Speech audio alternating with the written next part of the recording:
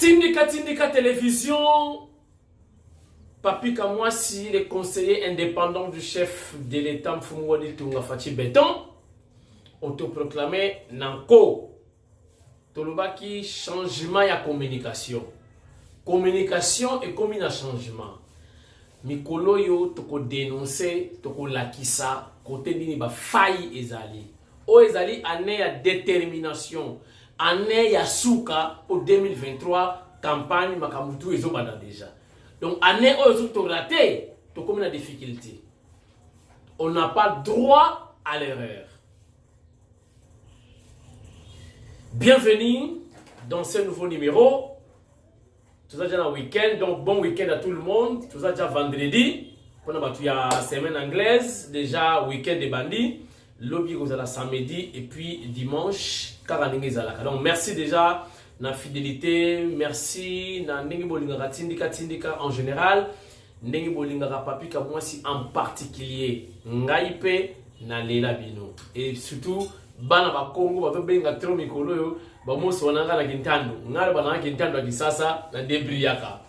Na ba ngo plein danger te po ezaka mon père, ma mère également, ba lo bela ngoma mukele ba parler, biso beto zoyoka. Voilà, merci beaucoup. Émission ya lelo tozana 1 2 3 4 5 6 points.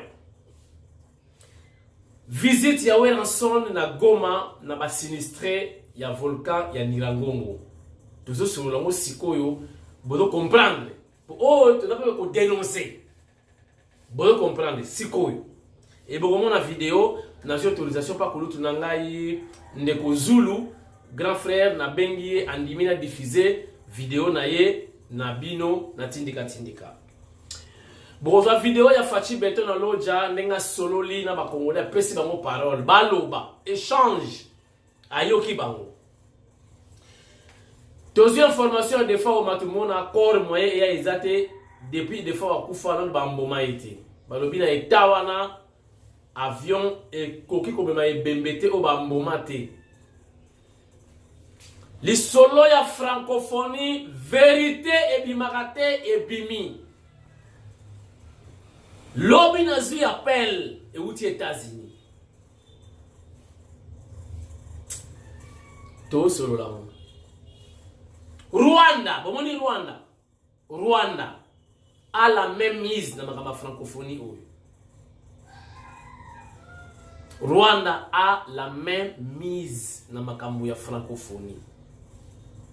Soué à Rwanda a échoué, basa la mona Rwanda. Mais en collaboration avec certains Congolais, on a mis déjà les moyens locaux pour ma kamwana esimbate et qui na Rwanda. Nazo dénoncé. Na epse ki bino oza la ndekwa Fachi. Oza la cousin ya Fachi. Oza la mwana ya Fachi. Biso toza kunate. Tota la président de la République. Tota la Kombo ya Tshisekedi, tota la IDPS, lobby bakotuna tokoloba nini. Malamu to loba kaka. To dénoncer kaka.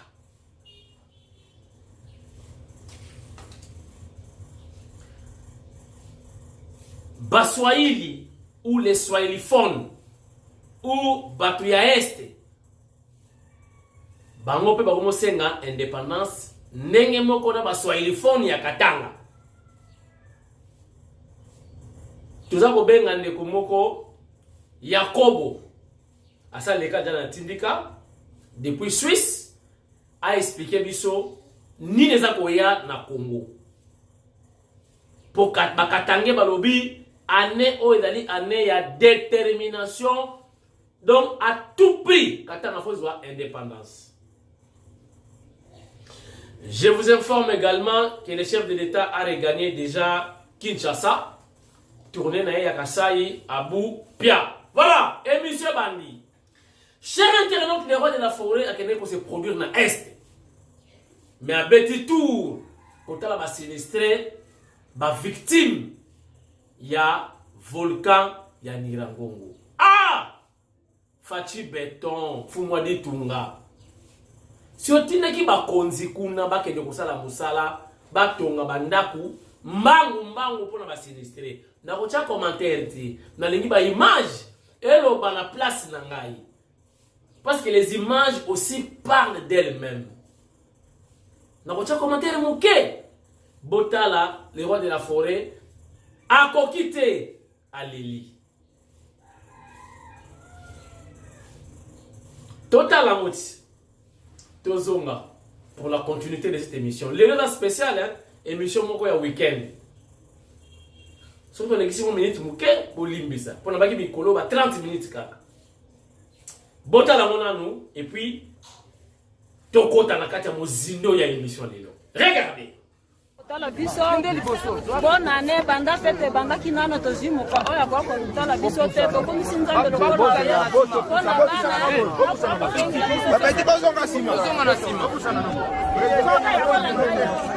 Jerry Froid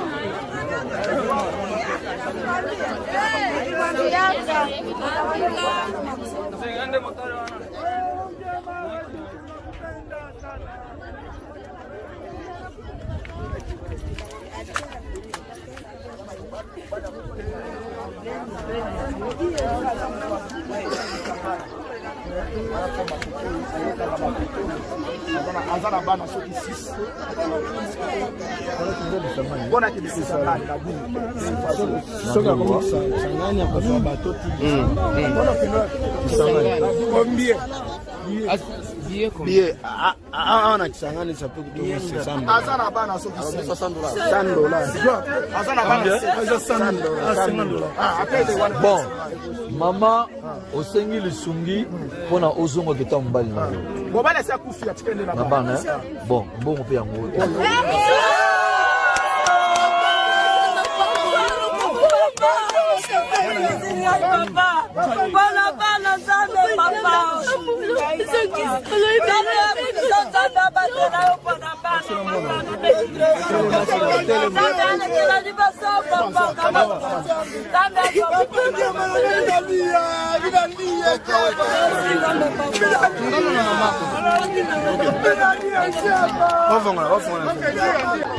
Nazana likamoze ya kolobate.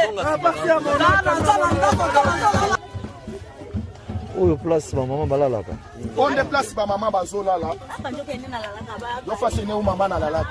Déplace à lalaka. Namina lalaka nae. Bado ebele botinda le roi de la forêt. Est-ce que ça fait normal? C'est normal. C'est normal. Mulunge babeta ba concert na poto. Botala basika ba kongomani bazola ba kongomani bazola. Bozo boya le roi de la forêt beta zeniti te. Boya ka pe bokita. Phénomène ambassadeur de la paix a quitté au lac Sabino penda ki azana nyani ko benke na sima ka musique na uke o azwaka aye botala bandeko de tala. Boza na 175 ménages. Ba komata bozo tiaka ka ba nese ba yeni ko benke ko menjongo zanga la forêt. Na muno oli ndibala hivi.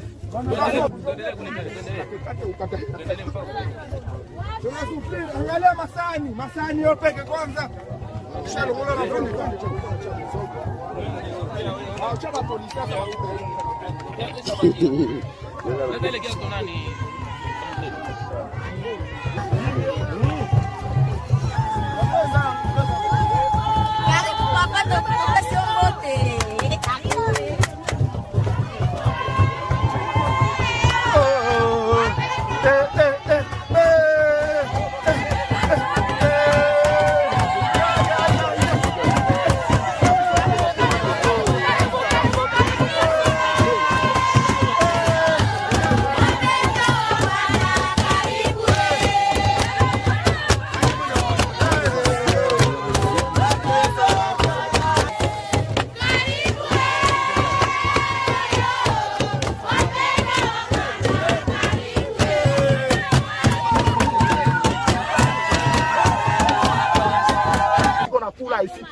En tout cas, Zamba batela bina tika bino malamu. Maman les gars. Moi mukena kina ngo. Kino beneli kuya nayo. Président. Ata ya muke, ata ya minute. Ndenge pe na kesu kisasa bo. Namuna naenda Kinshasa. Na kuzaka numéro na yo. Akwatata kama bato ba kuzala pona ko aider. Na le ngaba pa na yo na sele mission na video na pesi. Yo kotika ba mama. Na bilamba. Na manguo. Na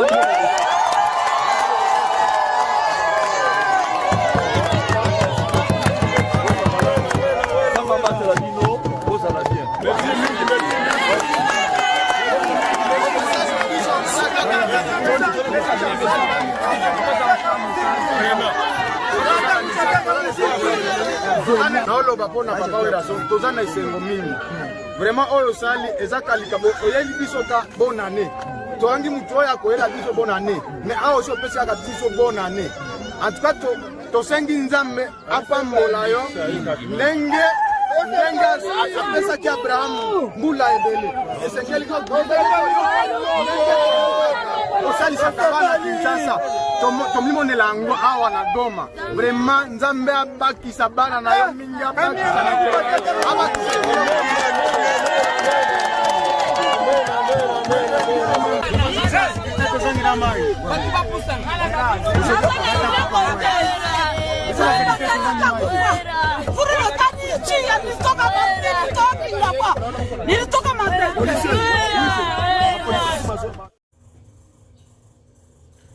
Est-ce que ba Congolais ndenge Congo ezaleli ndenge boyebeli na ba sola ba millions chaque jour 14 millions boye na boye et puis bozo tourna ba papier wabi papier to somela ki ba ciment wabi misala ya leta basala kango ndenge wana telo ko to tonga ndako na yo entreprise koya osali concours au lancer offre entreprise on va vous taxer moins cher mais musala ya qualité ba ko ibisa o kaka bandako oyo ça fait autant yo pesi avance musala ve comme na suka au soldé ya obimisa ba papier la kisa 200 ka ciment 3 wana na ba tonga ndako na yo moko bandako aleta batonga kango bongo te mboka oyo yo ba 14 millions ezobima mais tala batu na est ba sinistré est-ce que bazo mériter mana Congo ba vivre ndenge wana na Congo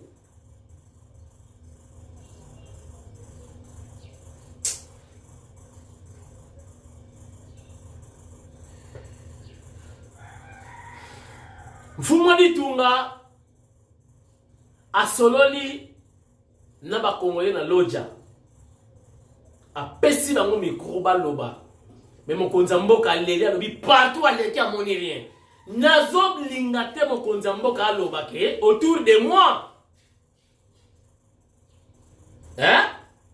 autour de moi il y a pas na lingiti sino ko koma kaka ndenge mona Kabila so ba mikolo baka ndenge mona autour de moi Dolani. Donc mon conjoint dit partout à l'équipe désolation na désolation. Au 2022. Mais ba nomination de chef de l'État tché batoka sa ibazate. Soki bazali. Pourquoi ba porter ba fruité na ba nomination bazula? Ni nezangi bango. Mbongo to volonté. Na lingite mokonza mboka baki autour de moi. Toujours risqué to koma wana. Parce que le chef de l'État ne peut pas faire tout seul. C'est impossible. Il doit travailler toujours avec ses collaborateurs. Même un collaborateur en go qui a dit qui a dit Ntima Zimbi, Ntima Kibeni Zimbi. Mokonjata kolela se kolela. Gratuité, nzimwanka. Soins médicaux, nzimwanka. Bas salaire, nzimwanka. Infrastructure, nzimwanka. Sécurité, nzimwanka. Bref, nzimwanka. Maintenant, à quoi bon Fatia vous la fière parce que non, je suis bien entouré. Il est mal entouré. Il faut qu'on se le dise. Ah non, mais binoti. Si quoi, merci, ma personne à moi, vous devez ça fatiner. Bah, donc, quand les choses évoluent positivement, mais c'est le contraire. Mon concept, bon, ça fatigue, ma mis sur du colonios. Azolela. Totala Fachi Beton na loja omonaki image ya lobi ndenge mende bande kuna ye moko babude boye baraki obozo sala awa ekofutama malamba finga yo balola oli banda mena mboka na yote. C'est triste hein. C'est ça ba fruit ya comportement na biso awa na musa tota kosala. Total la Fachi Beton et puis on continue tindika ya lelo. On est ensemble. Regardez. Tengo komi na mboka na yo. Tango koma ki na aéroport na basique olelaki. Depuis mboka oyo depuis 18 ans o bande kona biso bazwa ki pouvoir. Basale à tel côté. Ka tango vepe makomi nda bongiso esiko zomona wana. Même aéroport papa yo kabiso mawa. Ba député oyo bazo soutenir yo Beno Olamba lungoli bango na ibita soki Beno Olamba nde aza président ya République démocratique du Congo. Papa olobaki ke peuple d'abord zongila biso mukumadi tango okoti na pouvoir. Tango okoti na pouvoir mukumadi pe akoti papa to sepela ki makasi impunité silaki. Tango alonge baba niko boma bato na masasi. Papa nanga na lobi sécurité na hote na kokufa parce que bato ya FCC bayoka ka moto mawate mende zolo baboye okoyoka ke babomi mwana na ngawa no ya bana ikoloba. Merci mingi papa ozali déjà na courage ya koloba moto mabe moto motema mada banga ka ba courageux. Merci papa kolo za na courage bato balingi kosala mabende bakomi na bobangi sikoyo. Merci papa zongisela biso bobange loko moko te zongisela biso sefali mukumu tobunda mpona merci papa tobunda mpona bakongole bazwa courage ya koloba ba opinion na bango. Merci papa na makambo lobi ofingi moto te otongi moto te olobi eloko yo liberté ezali kotinda yo loba opinion na yo. Merci papa papa mende na kosenga bino pe bo respecter pe ba opinion ya bato yo bazali kokanisa loko ya bino te yango wana mboka etongamaka ndenge wana yo pesi ya yo ba respecter yo oyo pe aza contre yo yo pe respecter yo lobi ne bon wana eza pe opinion na yo sikoyo oyo akozala na majorité nde ye wana nde tokolanda. Merci papa, merci. Voilà, nde yango nazoloba. Botikali su na Defao matumona azo riske apola.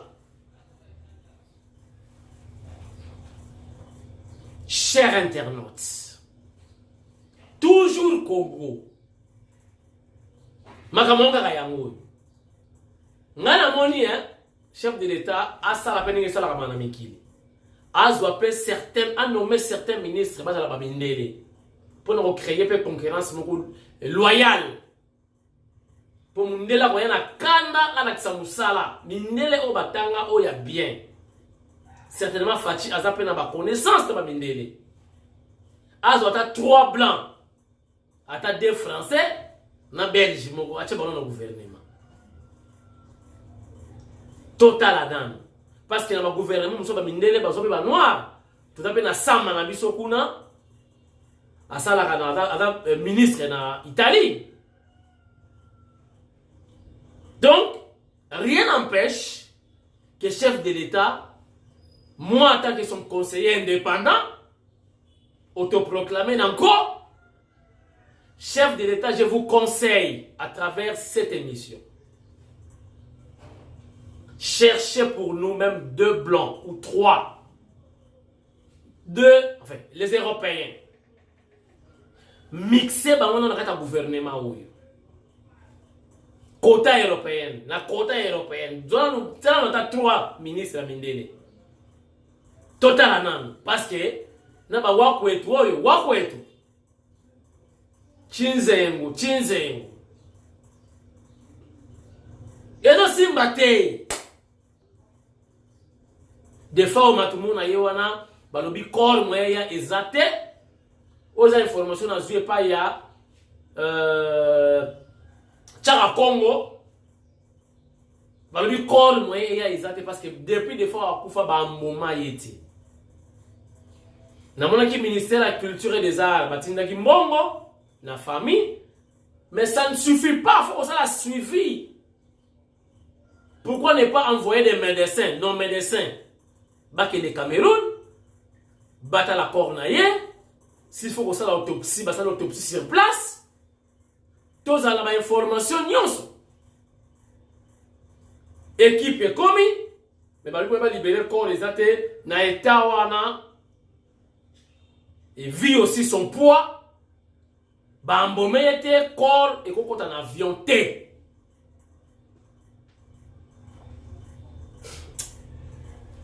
Donc on dirait pays mo to mera ko megati si ko to megakaka. Mais il y a un ministre de la culture et des arts, santé n'a pas bien été, je ne sais pas si on va se rétablir. Mais santé n'a pas dérangé qui. Token na maman na likambo. Il y a une émission à l'élo. C'est lié na francophonie. J'ai la francophonie. Na habité, cher internaute. Na fongana no bouton ya kazaka pour tout sur la sur bien pour bakameza ne a. Tolobi banda tongo tipo kama kamaje la francophonie. Cher internaute. Biso tozali batu oyo métier na biso esengaka ba principe ebele. Aux informations, faut que le capé son des cloches moussousou ou comparer. C'est vrai, tu critiques qui, tu dénonces qui, mais tu l'occupes son des cloches moussousou, tu yeba. Et ça qui vraiment nini. Je vous informe, chers internautes, Monsieur Chioyo, Ndeko Nicolas abimisa mongote pour la makambo ya francophonie. Donc, je dirais, Monsieur Chioyo n'est pour rien. Relativement avec l'argent décaissé, babimisa mongote. Bakanga batol, oui, dans la kisa ba image, wana bakanga batol. Si comme on tourne ndenge nsuki mbongo bimate. Ti lelo. Tangu bayoki kaka keno Chioyo asali émission na Top Congo, ministre ye wana ke koleka kuna point de presse. Oh ba ça se 26 millions. Donc tout ce temps mbongo ene bimate. Alors Chioyo aza complice en quoi? A détourner ce qu'on dit, mbongo bimite a détourner nini? A détourner makanisi. Et puis équipe na wana chef de l'État a changé déjà, a cha équipe mususu. Pour l'organisation, il y a G, il y a francophonie. Il y a mazonga na en Suisse. Son grand frère Jacques Chioyo m'a appelé hier à partir du Canada. Na comparé na émission et les cas qui na Top Congo Yemoko a intervenu qui. J'ai confirmé. Mbongo bimate, ministre Yemo bike mbongo pe bimate. Si vous voulez prendre à partir pourquoi? Mais il est innocent à ce moment-là. Si vous avez l'argent, vous retournez. Vous retournez sans l'argent. A senga mbongo. Et ça là sele ya la guli sele. Maboko makasi. Abimisa mbongo te. Sele ya la guli alongwa te, alongwa. Bon. Parce que moi, il y a des personnes avant de rater, afandi. Mais j'ai wana, il y a francophonie. Et dans l'image, il y a Mboka, et dans l'image, il y a chef de l'État. Si vous avez Chioyo alo bakate. Ne ministre, alors le banini, qui est au président de Mbongote. Bon, tu peux savoir monter pourquoi. Mbongo ezangi, volonté ezangi, on saboter chef de l'État, qu'on saboter Congo, Tonini. Si on tue yoyo, ma bena ye eza wapi.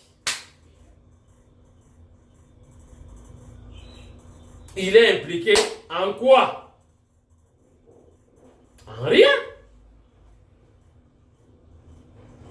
Asenga alema.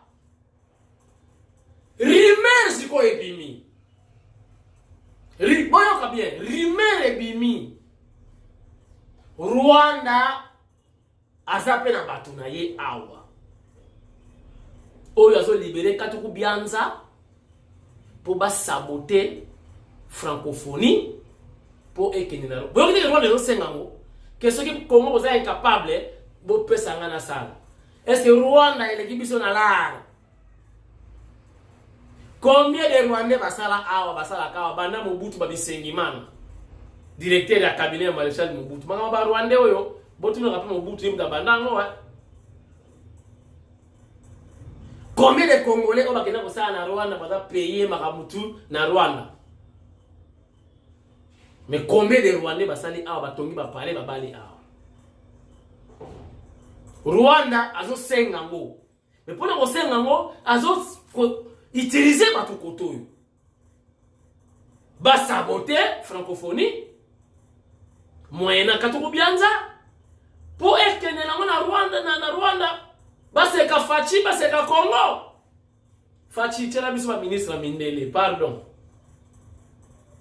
Quelqu'un ministre Mindele. Bon mona ka concurrence ta ko bandawa, Mindele ba travailler kitoko. Bango ba ko obligé balandati. Po avec nos frères les nègres oyo.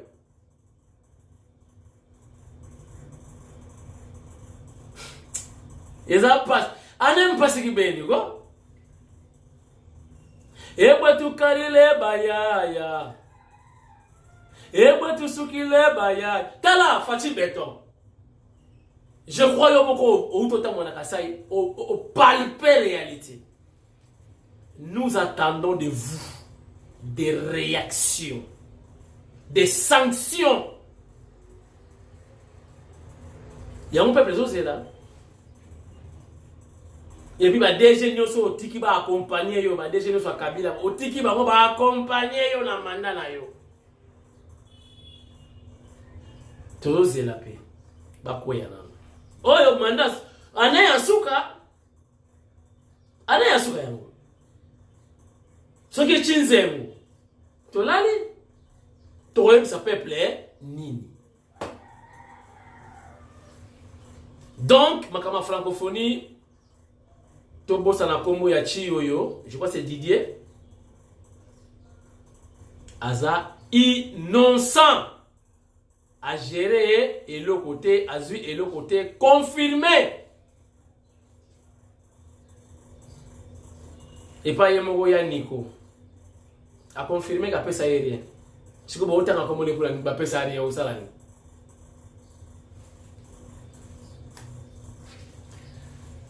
Relativement na makambo ya este kuna tokobenga ndeko moko ko na ye Jacobs ye akoyebisa biso nini oyo ye adosala comme lecture na makambo joleka na este tomeka na kobenga ye tozwa ye en duplex depuis Suisse. Voilà, chers internautes, enfin, tozui notre correspondant depuis la Suisse. Azopé Sabiso, point de vue naïe par rapport à ma question. Oyo tindika il posé. Boyo Kaye, il est déjà en direct. Bonjour Jacobs. Ah, bonjour Ndeko Papika Mwasi, nini yo. Ouais, nga naza bien, mais naza sentir c'est comme si on a un rimé, kuna na moni mali les obeta makasi. Ah oui, Malili bandit, donc moyen te nazo kamwa moi rabani ya Malili quoi, moi comme d'habitude quoi, changement quoi. OK. Voilà. Na bengi yo parce que yo ovanda pe mingi na Katanga, na moni ba Katangi basali vidéo ndeko mwa na Porto kuna lobby 2022. Izali date limite, date de détermination pour l'indépendance ya Katanga. Na mona ki lisusu ndeko moko asali vidéo na este alobi gouvernement ya Kinshasa eza kokokate batu ya este bango basengi indépendance. Tous les swahiliphones balingi bakoma indépendant. Votre point de vue, vous êtes en direct, à vous l'antenne. OK. D'abord on a rebandela na question na yo ya liboso ya mutu ya Katanga. Ya Katanga, Mutuango ya Katanga, azolobela Katanga nini? Parce qu'aujourd'hui le Katanga est à exister. Donc comment na ba province de Lualaba, la province du Katanga, ainsi de suite. Mais de quel Katanga Mutuana za kolobela? Peut-être le grand Katanga. Non, tu vois, tout ça, c'est que et qu'on rattraper Bissot, tu vois, c'est que au Moni, à l'époque, il y a Mobutu, quand le Katangais faisait ma sécession, il y a Balumumba, il y a Mobutu qui a la pression, qui est au Kabwana, au Katanga, au Salaboé. Et Simba pété, pourquoi? Parce que Bikolo est à Katanga, Bayoka n'a pété. On comprend? Bayoka n'a pété. Bakarunda batu mususu balubakati baza batu mususu babemba baemba bani nana kondimba charge wana. Cette époque est déjà révolue et wana bakatanye balongolango na mutu. Na bakolo ndenge to stobalana to bota to koma moko. Donc c'est impossible, pratiquement impossible ba mekaki wa bakatakatanga bani bakatakatanga bazarara balubakati. On se comprend.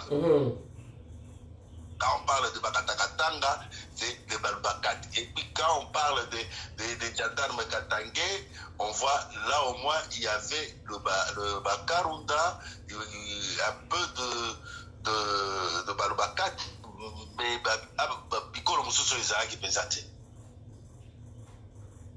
Est-ce qu'on comprend? Mais Bakata, Katanga, nanani, parce que bato lokwa Bedi Kapen, Bazali, monument et pas yaba Karunda. Tribu yaba Edi Kapen. Tribu yaba Ngouz Dakar Libond. On comprend? Bazali la frontière na Angola, Bazali la frontière na Kasaï. On comprend? C'est-à-dire, voilà le roi du Bosso. Et donc, il y a mis balé batu ya Est, wana bozokolo bana batu ya Est. Nasalaki na émission au Euta Nikoleka na yebisa yo ce qui se passe na Est. Na yebisa yo. Donc moi ça ne m'étonne pas parce que na yebaki qu'ils a bongo. Na lobaka yango peut-être batu mususu ba comprendre ka yango mabe que ces gens-là sont des hypocrites. Tous ces gens-là, le gens de l'Est, bazaba hypocrite. Et bon, je ne dis pas,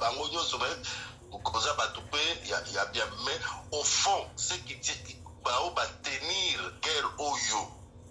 Et ils ont Est, baboumi bande qu'on a bango, avec cette idée qu'un jour, bakosenga et l'okowana, ils ont comprendre que Moutou ya Est, asenga indépendance ya Est, donc azana armée mon côté où Bundana, Rwanda, na Uganda, il y a pas de Swahili, kaka Baswahili, azana batu bakobunda, bazakuna kaka na ba milice mai nani, tango bako indépendance, bakobunda na Mindukini. C'est-à-dire, ils n'ont plus peur du Rwandais, mais ils ont peur du Congolais. Donc, wana ba Rwandais ba okota les mêmes jours. Voilà. C'est-à-dire, c'est eux. Ça, là, ba kopana na ba Rwandais depuis toujours. Biso toza kolela à chaque fois, beni babomi, beni basali ko. Tant bazo kanga batwa.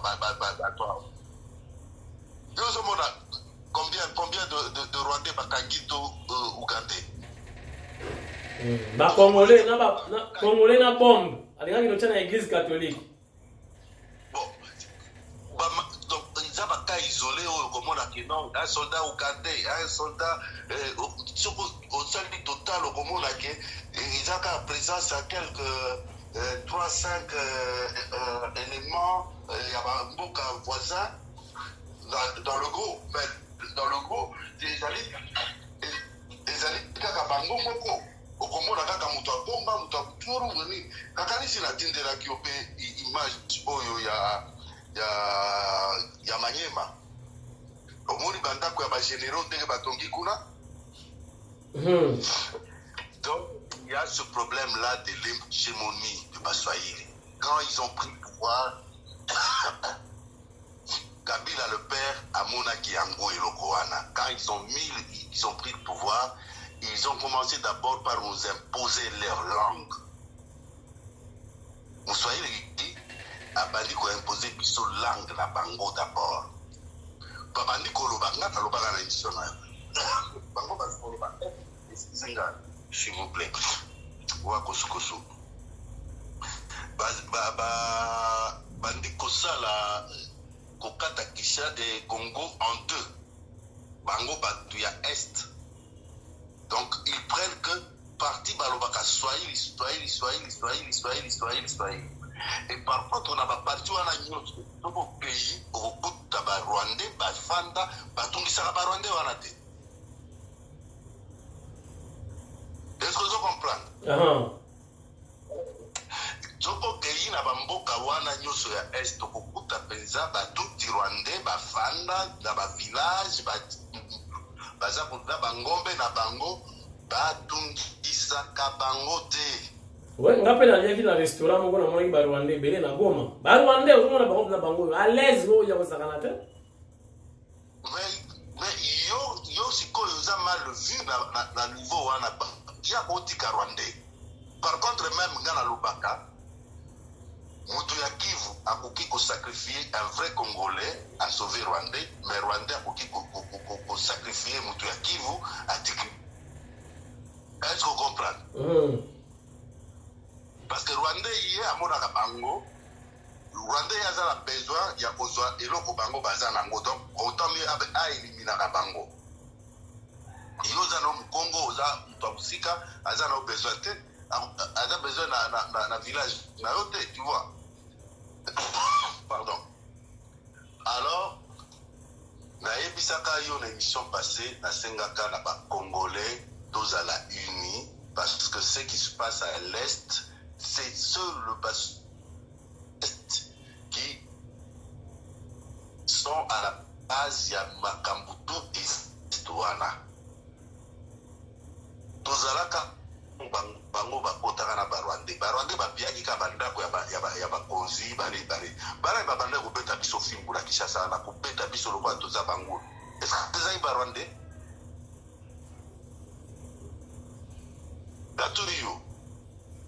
Bon, retourne dans mes émissions en principe, on retourne ma question. De respecter les règles du jeu, voilà. Je comprends, je sais, mais là, tous les gens ont tout la tête, mais là, tous les gens ont répondre. Ok. C'est ça qui va. C'est le petit Congolais du Kivu, de tout, qu'on a ramassé, Zera, Baswahili, Wana, Bazakoya, Bapeti, Wana, Baebisi, Bango, Boke, Barabakinois, Boke, Basala, Bajido, Bazaba sportif, Bapeti, Wana, Bakon, Kopeta, Biso, Bamassa, c'est pas un pamba. Bapeti, Wana, Bagno, la Biso. Mais sous commandement, peut-être des 2-3 petits Rwandais. Mais souvent, Bapeti, Wana, Bakon, Makotambo, la Bango. Baza roboto la bem biso basi bakadogo wana c'était de Baswahili babane komona biso lokwa bayama biso ba kinois banyama il faut kokeba na batu wana. Quand il parle de Kinshasa, du pouvoir de Kinshasa, nous allons nous séparer de au moins mutu ango na mutu na yeza normalité. Afandi soki nata et puis bazaka kana ba pays voisins au moins Baswahili na bazaka kostala makelelo ara nyos bafandi soki na Rwanda, Burundi, Tanzanie, vous comprenez? Bada kana ba pays wana oyo biso eza ko poser problème na mboka. Okutaka bango na Rwanda bakenda kosa la business na bango kuna bazala kana banda kuna batongi pe banda kuna bazala na ba Tanzanie awo epa na biso bazoya kaka bazwi bakei baza kolesa basoda na bango bagroupe armé na bango batindele bango bamungwa banini kuna basali bango ba or bango batongi baye Kinshasa basombi ndaku bafandi. C'est ça.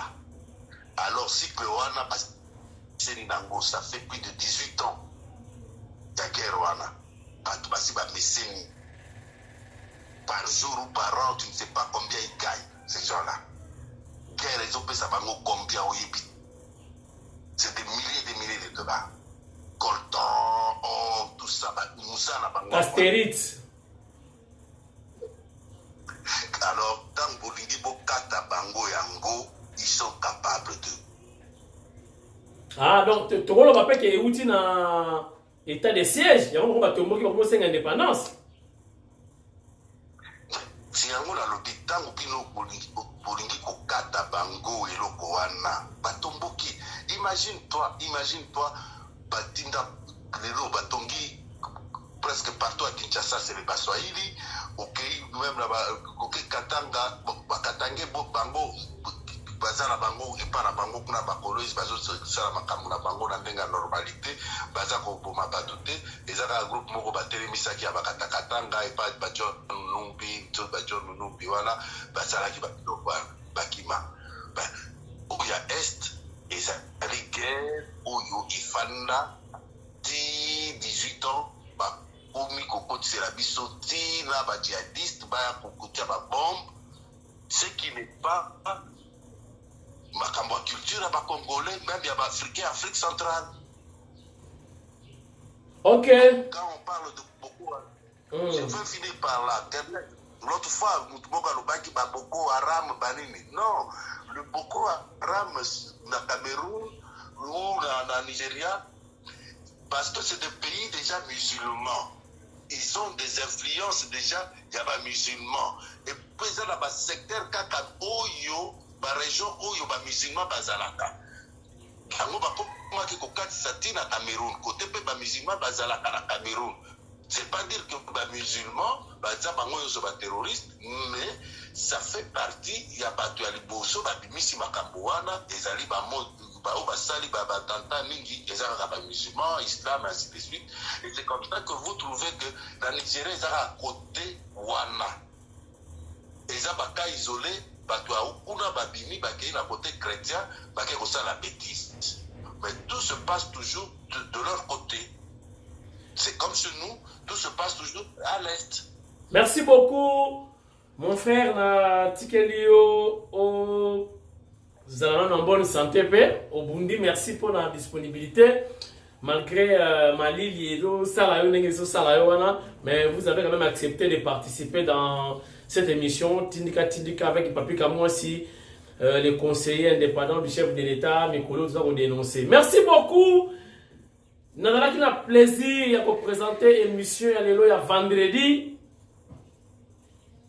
Je crois que c'est le vendredi à Liboso. Bien, à Mibalé à Néoyo.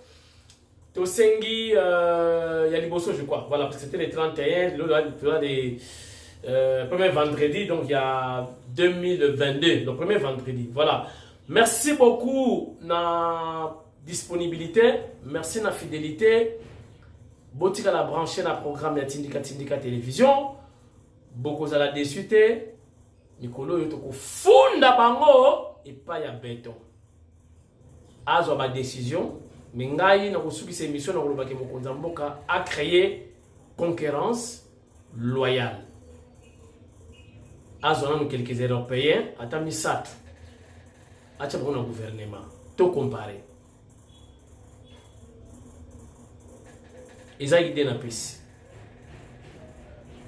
Merci. Et monsieur Sili, Hermoko, ce qui est possible, toute cette deuxième vidéo, ce qui est possible était lobby. Tozakaka. tokoloba kaka towana mandoki te towana makofi te maloba kaka tokoloba yango mpe esala mokili tokoloba. Merci beaucoup.